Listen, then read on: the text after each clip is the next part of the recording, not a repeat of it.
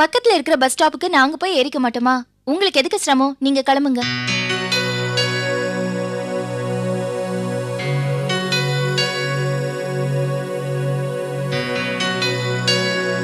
சரி அண்ணி, அப்ப நான் கிளம்புறேன்.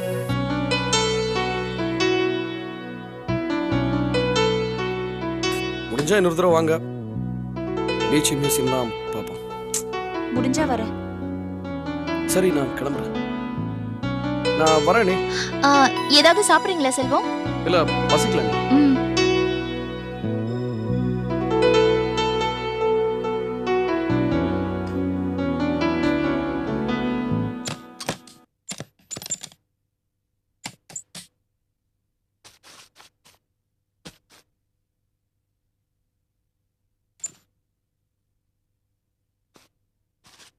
வா லீலா.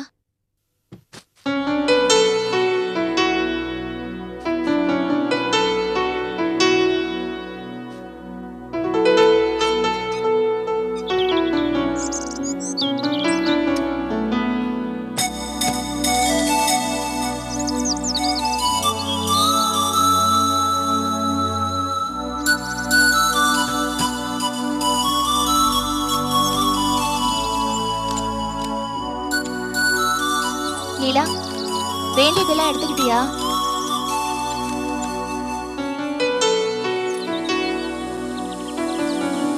என்ன லீலா, கேட்டுட்டே இருக்கேன், பதிலே சொல்ல மாட்டேங்கிற? அதான் எடுத்து வச்சுட்டேன்னு தலையாட்டினல்ல. ஓ, என்ன மேடம், ஊருக்கு கிளம்பணும்னு சொன்ன உடனே வந்த கோவம் இன்னும் போகலையா? ஊர் போய் சேர்ற வரைக்கும் அது இப்படியே இருக்குமோ? அப்படியெல்லாம் ஒன்றும் இல்லைக்கா. நான் போய் ரம்யாக்கா கிட்ட சொல்லிட்டு வந்துடுறேன். டேய், நான் உனக்கு என்ன டிக்கெட்டா? சரி, அம்மா எங்க? கடைக்கு போயிருக்காங்க. அம்மா வந்தா நான் ஊருக்கு கிளம்பிட்டேன்னு சொல்லு. ஊருக்கு தானே போறீங்க, எங்க பஸ்ல போங்க.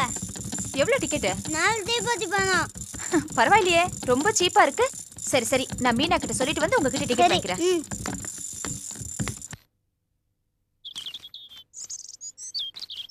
மீனா, நான் ஊருக்கு போயிட்டு வரேன். என்ன அதுக்குள்ள கிளம்பிட்டீங்க? ஒரு 4-5 நாள் கழிச்சு போலாம்ல? இல்ல, வீட்ல நிறைய வேலை இருக்கு. நான் போனாதான் சரியா வரும். மீனா, நான் ஊருக்கு போயிட்டு 2 நாள்ல வந்துடுறேன். உங்க அண்ணன் சாப்பாடு கேட்டாருன்னா கொஞ்சம் பார்த்து கவனிச்சுக்கோ. 2 நாள் என்ன, 4 நாள் கழிச்சே வாங்க. அண்ணன் சாப்பாடை பத்தி கவலையே படாதீங்க, நான் பாத்துக்கிறேன்.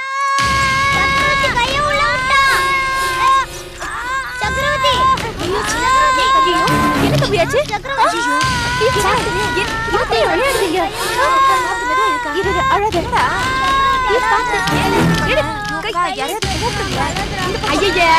என்ன இளநீர் சத்தம் போட்டுக்கிட்டு இருப்பா இருப்பா, அழாத. அழாம இரு. முதல்ல பாத்து.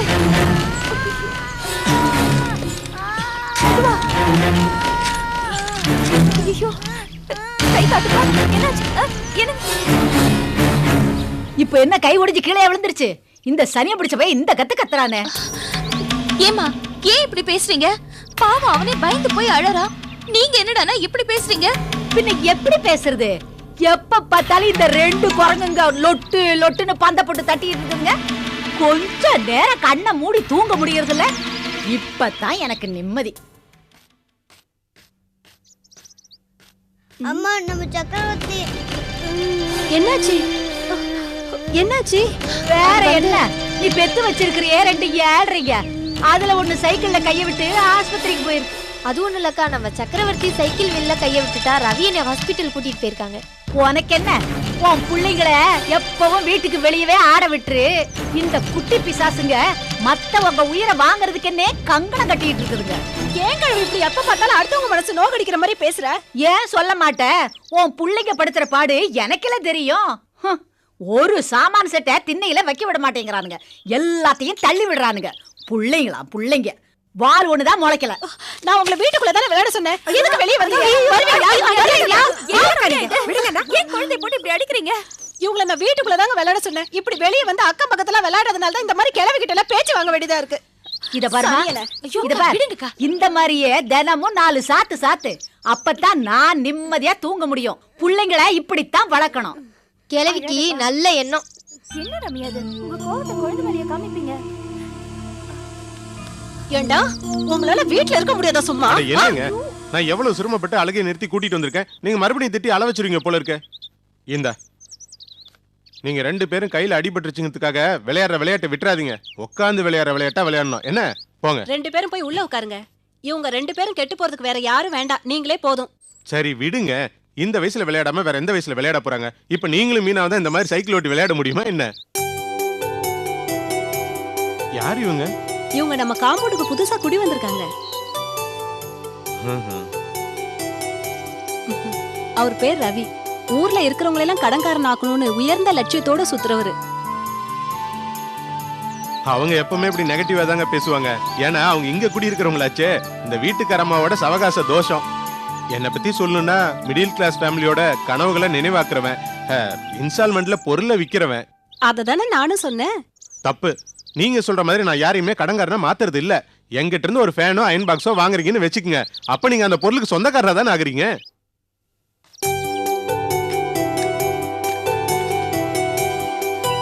இத புடிங்க. இப்ப பாருங்க, இதுக்கு இவங்க சொந்தக்கார ஆயிட்டாங்க. உங்க பேர் என்ன சொல்லுங்க? ஐயோ, இத நான் எப்ப கேட்டேன்? நீங்க கேட்டாலும் கேட்கலனாலும் கொடுக்க வேண்டியது என்னுடைய கடமை. வார வாரம் பணம் கொடுக்கறது தான் உங்க கடமை இல்லையா ரவி? அப்படி இல்ல, தொடர்ந்து 4 வாரம் கொடுக்கலனா கூட பரவாயில்ல. என்னங்க? எப்பா, அடுத்த வாரமே உன் பாக்கிய சேர்த்து கொடுத்துறேன். சொல்லுங்க. கணக்கு உங்க பேர்லயே உங்க வீட்டுக்கார பேர்லயா? இது பாருங்க, இதெல்லாம் வேண்டாங்க. நாங்க ஊருக்கு கிளம்பிட்டு இருக்கோம். கதவெல்லாம் வேற பூட்டிட்டோம். அது என்ன பெருமாள் கோயில் சொர்க்கவாசல் கதவா? 3 அடுத்த வருஷம் திறக்கிறதுக்கு? வேண்டாங்க, அவர்கிட்ட கேட்காம நான் வாங்க கூடாது. இல்லைங்க, இதெல்லாம் வீட்டுல உள்ள பெண்களோட ரைட்ஸ். இதுக்கெல்லாம் ஹஸ்பண்ட் கிட்ட பர்மிஷன் வாங்க கூடாது. சும்மா வாங்கிட்டுன்னு இன்ஃபார்ம் பண்ணா போதும். அதுவும் அவங்க கிட்ட காசு வாங்குறதுனால. அக்கா, அவர் இவ்வளவு தூரம் சொல்றாருல்ல, வாங்கிக்க. சரி, வாங்கலைன்னா விட மாட்டீங்க போல இருக்கு. நான் இதை உள்ள வச்சுட்டு வரேன். நான் ஒரு இடத்துல பொருளை விற்க போனா அவங்களுக்கு பக்கத்துல இருக்கிறவங்க இன்ஸ்டால்மெண்ட்ல பொருளை வாங்கினா அப்படி இருக்கும் இப்படி இருக்குன்னு சொல்லி கெடுத்து விட்டுருவாங்க. என் சர்வீஸ்லயே எனக்காக சப்போர்ட் பண்ண ஒரே ஆள் நீங்க தாங்க. ரொம்ப தேங்க்ஸ். இந்த பேச்சு மட்டும் தான் உன்னை பொழைக்க வைக்குது. இல்லைன்னா உங்களை எல்லாம் எப்படி சமாளிக்கிறது?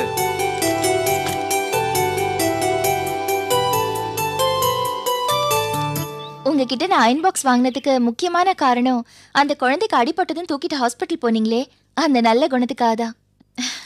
ஆமா, நீங்க கொண்டு வந்த பொருள் எல்லாம் போட்டது போட்டபடியே போயிட்டீங்களே, யாராவது ஏதாவது எடுத்திருந்தா? ஒன்னும் பண்ண முடியாதுதான். ஒரு நம்பிக்கை தான். நாம மத்தவங்க மேல வச்சிருக்கிற நம்பிக்கை தான் இந்த தொழிலுக்கு முதலீடு. அப்படின்னா இப்ப என்கிட்ட பணம் வாங்க மாட்டீங்க? பாத்தீங்களா, இவ்வளவு நேரம் உங்ககிட்ட பேசிட்டு இருந்தேன். பணத்தை பத்தி ஏதாவது கேட்டனா? பொறுமையா கொடுங்க. இல்ல இல்ல, சும்மா தான் சொன்னேன். இந்தாங்க, நாங்க கிளம்புறோம். ஊருக்கு போகும்போது வெறும் தலையோட வரக்கூடாது. பூ வச்சுக்கோங்க. வரேன்க்கா.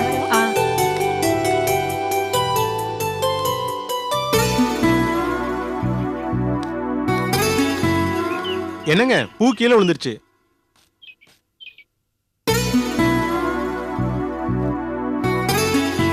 தேங்க்யூ.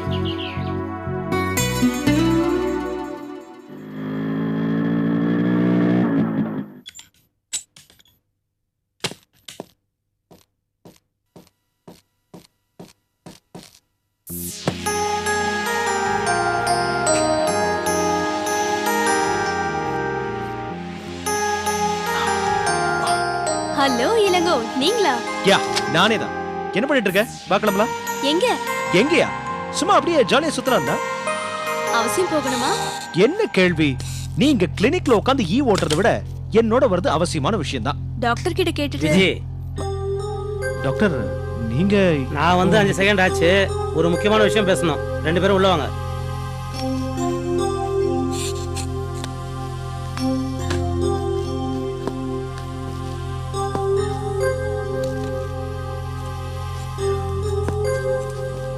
உட்காரு. உட்காருமா. வேண்டாம் டாக்டர். ஒரு முக்கியமான விஷயம் பேசணும். உட்காரு.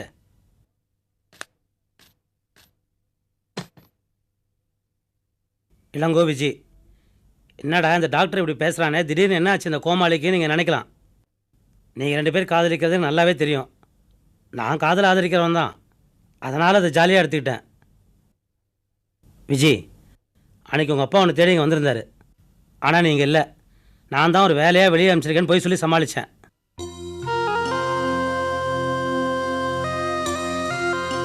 அவர் போன பிறகு தான் நான் இந்த விஷயத்தை பற்றி சீரியஸாக யோசிக்க ஆரம்பித்தேன். உங்கள் அப்பா ரொம்ப பாவம் விஜி. 5 பொண்ணு குழந்தைகளை பெற்று 2 பேரை கட்டி கொடுத்து ஒரு தடவை ஹார்ட் அட்டாக் வந்து இன்னும் அலைஞ்சு தெரிஞ்சு ஓடிச்சிட்டு இருக்காரு. அவருக்கு இந்த விஷயம் தெரிஞ்சது மறுபடியும் அஃபெக்ட் ஆகிடுவார். உனக்கு முன்னால் லீலா இருக்கால்ல, அட்லீஸ்ட் லீலா கல்யாணம் முடிகிற வரைக்கும் 2 பேரும் கொஞ்சம் அடக்கி வாசிக்கலாம்ல. லவ் பண்ணுங்க, ஆனால் அதுக்காக மீட் பண்ணணுன்ற அவசியம் இல்லையே. அத்தோட இனிமேல் இந்த வெளியே சுற்றுற வேலையெல்லாம் வேணாம். அது எப்படி டாக்டர் டெய்லி பார்க்காம? நீ உண்மையான லவர் தானே? விஜயோடைய குடும்பம் உன் குடும்பம் ஆச்சுப்பா. உன் எதிர்கால மனைவியோட குடும்பம், அது நிம்மதி, இதெல்லாம் நீ பாதுகாக்க வேணாம். விஜி, காதல்ங்கிறது சந்தோஷமான விஷயம்தான். ஆனால் நீ ஒரு ஆரோக்கியமான இடைவெளி விட்டு இவன் கூட பழகிறது தான் உங்கள் 2 பேருக்கும் நல்லது. இதை பாரு, சேர்ந்திருந்தாலும் பிரிஞ்சிருந்தாலும் காதல் உள்ளங்கள் ரெண்டும் எப்பவும் ஒன்றா ஒட்டிட்டு தான் இருக்கும். ஏக் துஜே கே லியே படம் பார்த்துல நீ. சரி சரி, ரொம்ப பூடகமாக பேசிட்டேன். இது என் கேரக்டருக்கு ஒத்து வராத விஷயம். ஏன்பா இளங்கோ, சொன்னால் புரிஞ்சுக்க மாட்டியா நீ? கிளினிக்கை விட்டு கிளம்புப்பா, இடத்த காலி பண்ணுன்னு தமிழில் சொல்லுமா உனக்கு?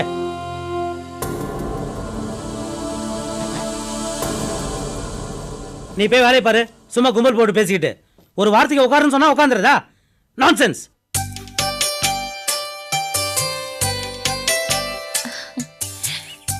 நான் ஊருக்கு வந்து ரொம்ப நாள் ஆச்சுல்ல? ஆமாக்கா. ஆனா எனக்கு என்னமோ ரொம்ப வருஷம் ஆன மாதிரி இருக்கு. அப்படியா? அதான் லீலா, பிறந்த வீட்டோட மகிமை. என்னதான் கல்யாணம் ஆகி செட்டில் ஆனாலும், என்னதான் அந்த வீட்டுல சௌகரியங்கள் இருந்தாலும், நம்ம ஊர்ல நம்ம வீட்டுல இருக்கிற மன நிறைவும் நிம்மதியும் வேற எங்கேயும் இருக்காது. என்னென்னமோ சொல்ற, நானும் கேட்டுட்டு வரேன். ஆமா ஆமா, உனக்கு ஒரு கல்யாணம் ஆகட்டும், அப்பதான் உனக்கு புரியும். வாங்கம்மா, அக்கா தங்கச்சி இப்பதான் ஊர்ல இருந்து வரீங்களா? தங்கச்சிக்கு பூ வாங்கிட்டு போமா. உங்க வீட்டுக்காரர் வந்தாலும் என்கிட்ட தான் பூ வாங்கிட்டு போவாரு. மெட்ராஸ் போனதும் பழக்க வழக்கமெல்லாம் மாறிடுச்சு. சரி சரி, இப்ப என்ன உங்ககிட்ட பூ வாங்கணும் அவ்வளவுதானே? கொடுங்க. எவ்வளவுமா? ஒரு 5 ரூபாய் கொடுங்க. என்னது 5 ரூபாய்க்கா? 5 பேர் அக்கா தங்கச்சி இருக்கீங்க, 5 ரூபாய்க்கா? 10 ரூபாய்க்கு வாங்கிக்க. இது கொஞ்சம் பிடிமா?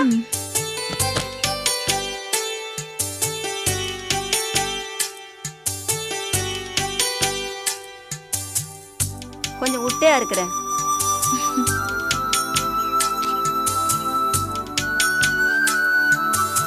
அதுல பணம் எடுத்து கொடு. இந்தாங்க. வரேம்மா. வா போலாம். நான் மெட்ராஸ்க்கு வந்ததுல இருந்து எனக்கு வரவே மனசு வரலக்கா. வாமா சரோ, இப்பதான் வரியா? ஆமாக்கா. ஆமா, ஒரு விஷயம் கேள்விப்பட்டனே, நீ உண்டாயிருக்கியாமே? ஆமாக்கா. ரொம்ப சந்தோஷமா. எல்லாம் காலாகாலத்துல நடந்துடணும். அப்பதான் எல்லாருக்கும் நிம்மதியா இருக்கும். நாம வயசுல பெத்து போட்டாதான் நம்ம கிளவி ஆகும்போது அதுங்க வந்து நம்மள பாத்துக்குங்க. நாம கிளவி ஆகும்போது பெத்து போட்டா அதுங்க நம்மள பாட்டின்னு கூப்பிடுமா இல்ல அம்மான்னு கூப்பிடுமா? ஆமா, தண்ணி கொடுத்துன்னு போயிட்டியாமே? ஆமாக்கா. உன் மாமியா ரொம்ப கொடுமைக்காரியாமே. உன்னை போட்டு படுத்தி எடுத்துட்டாலாமே. நல்ல காரியம் பண்ணடியம்மா. ஒரு பொண்ணு தனி குடுத்தனம் போறது ஒரு நாட்டையே ஆட்சி செய்யற பொறுப்புக்கு வந்த மாதிரி. சந்தோஷமா இரு. சரிக்கா, நாங்க வரோம். பாத்தியா லீலா, ஏதோ ஒரு ஜோசிக்காரர் வந்தாரு, நேரம் சரியில்லைன்னு சொன்னாரு. அத்தையே முடிவு பண்ணி எங்களை தனி குடுத்தனம் வச்சாங்க. ஆனா போற போக்க பார்த்தா தனி குடுத்தனம் போனதுக்கு நான் தான் காரணமாயிடுவேன் போல இருக்கு.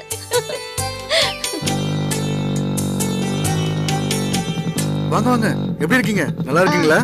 நல்லா இருக்கேன். நீங்க எப்படி இருக்கீங்க? இருக்கேங்க, நல்லா இருக்கேன். சைக்கிள்ல இருந்து டிவிஎஸ்க்கு மாறி இருக்கீங்க. நல்லா வளர்ச்சிதான். கோவில்ல தவிர ஒரு பில்டிங் கான்ட்ராக்டர்கிட்ட வேலை பார்க்கறேங்க, அதான். அப்புறம் உங்க கல்யாண விஷயம் என்னாச்சு? அது இல்லைங்க. ஏன், என்னாச்சு? அது வந்து அப்பா அம்மா இல்லாத பையன் அனாதான் சொல்லி வேண்டான்ட்டாங்க. அப்பா அம்மா வளர்த்த புள்ள ஒழுக்கமா இருக்குமா, தானே வளர்ந்த புள்ள தறிக்கட்டு போயிடுமா. சரி விடுங்க, இந்த சம்பந்தம் இல்லைன்னா இன்னொரு சம்பந்தம். இல்லைங்க, எனக்கு நம்பிக்கை இல்லைங்க. இவங்க சொல்றதானே மொத்தவங்களும் சொல்ல போறாங்க. கோவில்ல இருந்துட்டு ஒரு பூசாரி மாதிரி இல்ல ஒரு ஆஞ்சநேயர் மாதிரி இருந்துட்டு போக வேண்டியதானே. ஏன் இப்படி எல்லாம் பேசுறீங்க?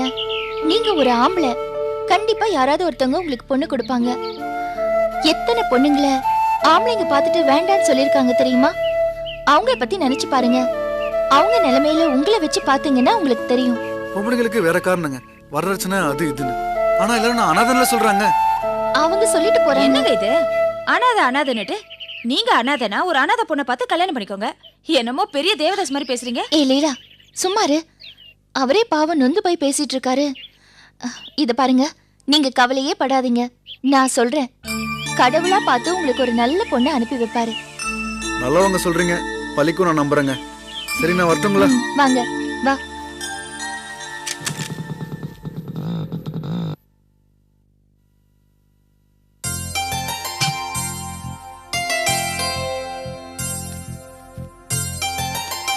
பவானி அக்கா எப்படி இருக்க? ஐயோ என்ன பவானி, ஏன் அழற? சரி சரி உள்ள வா. ஏன் அழறா இவ? ஐயோ அழாத பவானி. என்ன பவானி? ஐயோ என்ன? நீ ஒரேடி அங்கேயே இருந்துட்டல, எங்களெல்லாம் பார்க்கணும் போலவே தோணல. அப்படி இல்ல பவானி, என் மனசு இங்கதான் இருந்தது. நீ என்ன பண்ற, தனு விஜய் என்ன பண்றா, அப்பா என்ன பண்றாங்க, என் மனசு கடந்து அடிச்சுக்கிட்டே இருந்தது. அப்படி இருந்தும் அங்கேயே இருந்துட்ட. அப்படியே நினைச்ச உடனே கிளம்பி வந்துட முடியுமா? சரோ சரோ நல்லா இருக்கேன். நீ எப்படி இருக்க? நான் நல்லா இருக்கேன்ப்பா. மெட்ராஸ்ல இருந்து நானும் தானே வந்தேன். ஒரு ஜீவனாவது வான்னு கூப்பிட்டீங்களா? ஏய் நீ இங்க இருந்து தானே போனே. இங்க இருந்து போனாலும் எல்லாரும் சரோக்கு ஆயிட முடியுமா? சரி சரி வா. உட்காரு. எப்படி இருக்கக்கா? இந்தா இது உனக்கு. Thank you.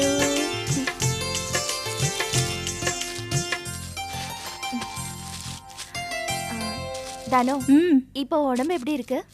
அது ஏன் சரோ கேக்குற? அப்பப்ப தலை சுத்துது, கை கால்லாம் குடையுது. உனக்கு எப்படி இருக்கு? எனக்கு அந்த மாதிரிலாம் எதுவுமே இல்ல. அடேங்கப்பா, மதர்ஸ் மீட்டிங். புள்ளத்தாச்சியும் மீட் பண்ணிக்கிறாங்க. அவங்களுக்குள்ள 1000 இருக்கும். நீங்க பேசுங்கம்மா, நீங்க பேசுங்க. கிண்டலா? நாங்க படுற கஷ்டம் எங்களுக்கு தான் தெரியும். அரை டிக்கெட் நீ கிண்டல் பண்றியா? நான் ஒன்னும் அரை டிக்கெட்ல, நான் 2 குழந்தைகளுக்கு சித்தி. ஞாபகம். சரோ நாம 2 பேரும் மூத்தவங்கன்னு பேருதான். நமக்கு பின்னாடி உள்ளவங்க தெளிவா இருக்காங்க பாரு.